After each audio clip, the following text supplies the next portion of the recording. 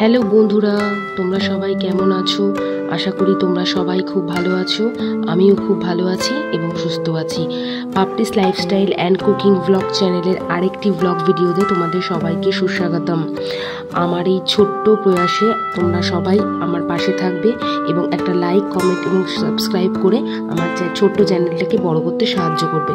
তো আজ ছিল 18ই আগস্ট, অর্থাৎ মনসা পুজো, জন্মাষ্টমীর পরের দিন। তো দেখো, গোপালকে পালনের ভোগ দিয়ে আমি আমার দিনটা শুরু করেছি। তো আজকে না ঠিক রোদ্দুরও ওঠেনি, আবার বৃষ্টিও হচ্ছে না, মানে খুবই ভ্যাপসা একটা ওয়েদার ছিল। তো এই ওয়েদারেই আমরা আজকে বেরিয়ে গেলাম আমাদের নদিয়ার ঐতিহ্যবাহী একটা মেলা দেখতে, যার নাম হচ্ছে খেদাইতলার মেলা।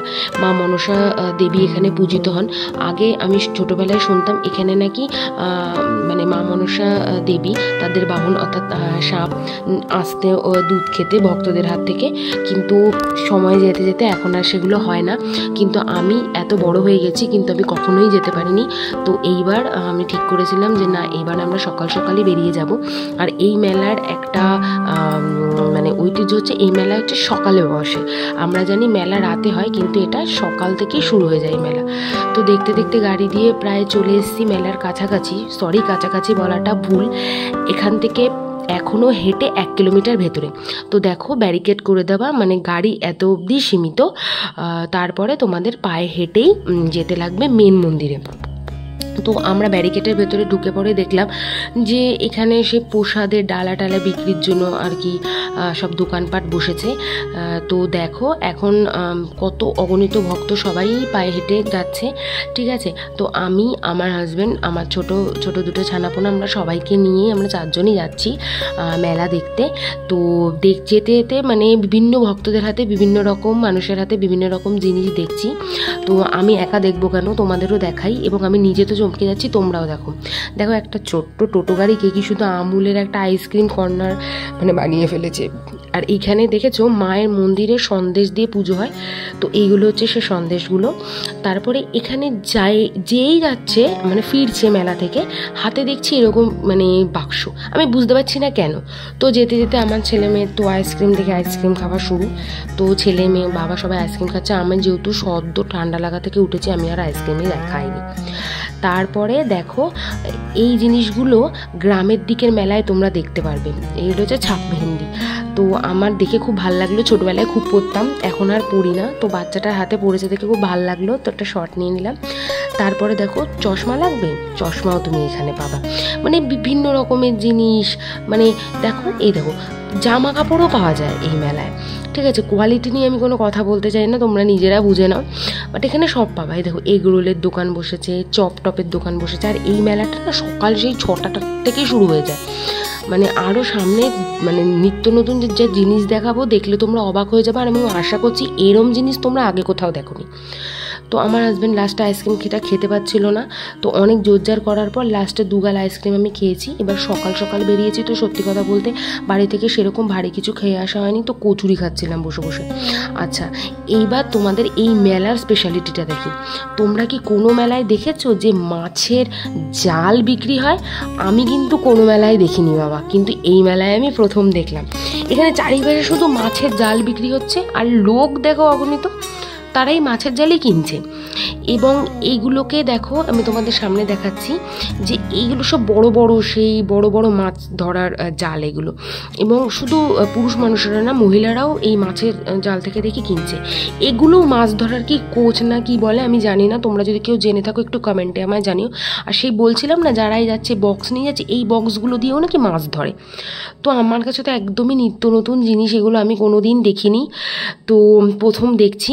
আচ্ছা, কুলো, আমাদের বাঙালিদের হারিয়ে যাওয়া একটা মামাসিদের জিনিস কুলো। আগে প্রত্যেক বাড়িতে থাকতো, এখন হাতে গুনে কয়েকটা বাড়িতে পাওয়া যাবে।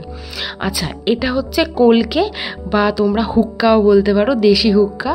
তো এগুলোরও দোকান রয়েছে, আমি না দেখছি আর অবাক হচ্ছি। সাথে শাখা, তারপর শঙ্খ, এগুলোরও রয়েছে। বিভিন্ন রকমের আচার পাবা, আর আচারগুলো না সত্যি খুব ভালো খেতে, আমি খেয়েছিলাম। তো চারিপাশে এই জায়গাটা শুধু খাবারের দোকান, কারণ অনেক সকালবেলা থেকে যেহেতু ভক্তরা চলে আসে মায়ের পুজো দিতে, সারাদিনই এখানে কাটায়, তো এখানে খাওয়া দাওয়া করে। আচ্ছা, কারুর কি বাড়িতে মানে কোদালের দরকার, সেটাও পাবে। এটা হচ্ছে মা মনসা দেবীর একদম নিজের মানে গর্ভগৃহের মন্দির, এটাই মেন মন্দির। এখানে যা ভিড় বাবা, আমার পক্ষে সম্ভব হয়নি দুটো বাচ্চা নিয়ে লাইনে দাঁড়িয়ে পুজো দেওয়া। তো আমি দূর থেকেই মাকে প্রণাম করে গেছি, কারণ সত্যি কথা বলতে দুটো বাচ্চা নিয়ে এত গরমে যদি দাঁড়াতাম আমার বাচ্চাগুলো আর মানে সহ্য করতে পারতো না। তো এই জন্য সত্যি কথা বলতে কি এত ভিড় দেখে মানে আমার ইচ্ছা থাকলেও আমি দিতে পারিনি।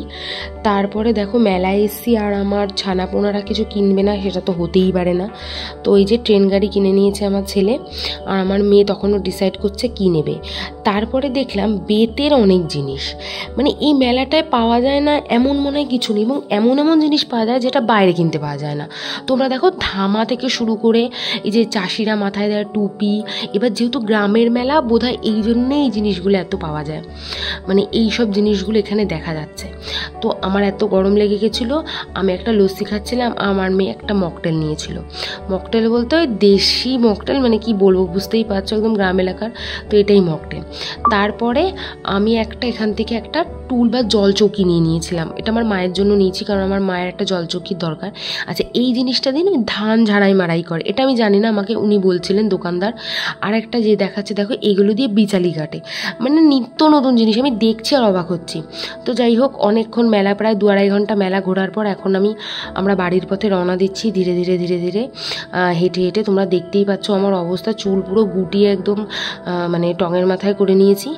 এবার রাস্তা দিয়ে বাড়ি যাওয়ার পথে আমার ছেলে দেখো চোখ ডলে যাচ্ছে, কারণ ওর ঘুম পেয়ে গেছে। আমরা অনেক সকালে বেরিয়েছি, প্রায় আমরা 8টায় বেরিয়েছি, এবং আমরা যখন বাড়ি ঢুকছি তখন প্রায় বাজে 12:30 কি 1:45 মতন। তো এখন বাড়ির দিকে যাচ্ছি। বাড়িতে গিয়ে একটু রেস্ট নিয়ে ছেলে মেয়েকে খাইয়ে নিয়ে আবার গেছিলাম পাশে এক বাড়িতেই মনসা পুজো এবং জন্মাষ্টমীর পুজো হচ্ছিলো তার বাড়িতে। এবার দেখো এই দিদি যা পড়েছে সব সোনার। তো যাই হোক আজকের দিনটা খুবই ভালো কাটলো, অনেক নতুন জিনিস দেখতে পারলাম, নতুন কিছু সাক্ষী হলাম। তো আজকের ভিডিওটা এই পর্যন্ত। ভালো লাগলে তোমরা সবাই একটা লাইক কমেন্ট